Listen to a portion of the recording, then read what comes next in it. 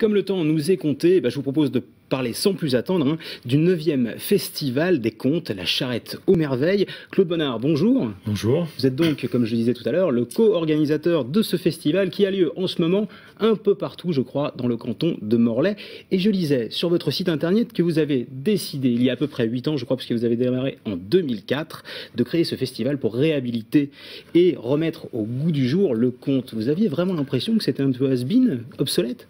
C'est surtout qu'on avait l'impression que le conte, dans l'idée des gens, c'était réservé aux enfants. Ouais. Et dès le départ, le souhait de l'organisation de ce temps fort, parler de festival, la première édition, il y avait 3 conteurs, 3 rendez-vous. C'est le début du festival. Oui, c'est le début, c'est ça, mais bon, c'était vraiment embryonnaire. Et donc, dès ce moment-là, on a souhaité pouvoir associer les parents et les adultes de manière générale. C'est vrai que dans le Finistère et en Bretagne, plus généralement, le conte, c'est quand même quelque chose qu'on voit beaucoup, qui est utilisé énormément. Il y a beaucoup de conteurs. C'est quelque chose que vous avez voulu remettre au goût du jour. Je ne comprends pas très bien pourquoi remettre au goût du jour. Pas vraiment remettre au goût du jour, mais sur le territoire de Morlaix Communauté, disons, il n'y avait pas beaucoup d'expériences, si ce n'est bien sûr des expériences très louables, des bibliothécaires ou des animatrices bénévoles qui pouvaient raconter ou lire des contes dans les bibliothèques ou à l'école. Mais permettre ce genre de travail-là qui reliait un travail véritablement avec les enfants, puisque les premiers partenaires, c'était les centres de loisirs, avec une ouverture aux adultes, souvent les conteurs faisant l'animation l'après-midi, un spectacle pour les adultes le soir.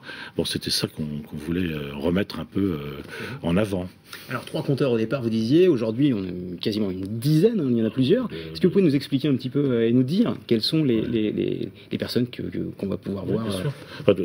Faisant de 3 conteurs il y a 8 ans, on est arrivé à 40 rendez-vous publics, mais on ne lâche rien des objectifs de démarrage, c'est-à-dire l'intergénérationnel, bien sûr, la proximité. C'est important aussi que toute action culturelle ne se passe pas exclusivement dans les grandes cathédrales, même si je voyais Jérôme Rouget en illustration, lui passe. Patrick Ewen, est-ce qu'ils sont tous bretons, les conteurs qui non, sont présents? Non, pas du tout. Non. Ouais. Le loco de l'équipe, c'est Patrick Ewen, bien sûr, puis les comédiens du Théâtre de la Corniche qui participent aussi depuis le début. Mais bon, Jérôme Rouget est plutôt de Poitou-Charentes, des Deux-Sèvres exactement. Nous avons accueilli en début de festival Laurette Andersen qui venait de Suisse. Donc c'est assez variable. On a ramené à Guy Pavin, un conteur Cévenol, samedi dernier. Donc c'est très... Des choses relativement originales quand même. J'ai vu apéro compté chez l'habitant. Alors on va vraiment chez les habitants Oui, absolument, oui. Oui, alors c'est l'un de nos partenaires historiques aussi, la MJC de Morlaix, qui, auprès de ses adhérents, sollicite des gens pour accueillir des publics. Et l'expérience était déjà avant avec un bus spectacle, mais le bus spectacle, on ne peut plus en disposer. Donc... tous les ans, on a des expériences de ce type-là qui permettent d'innover dans le rapport de la prestation artistique au public. Donc, si je vous dis que l'année dernière, un conteur, Alain Diverès du Théâtre de la Corniche, racontait dans la piscine, sur une barque, bon, vous voyez qu'on arrive à faire des choses pas possibles.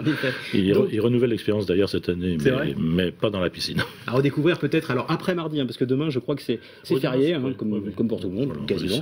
Demain, c'est férié. On reprend donc mercredi, et ça, jusqu'au 10 novembre prochain. Jusqu'au 10 novembre. Il faut réserver très rapidement. Vaut mieux réserver aux différents endroits où ont lieu les spectacles, chez les 20 partenaires que nous avons à l'heure actuelle.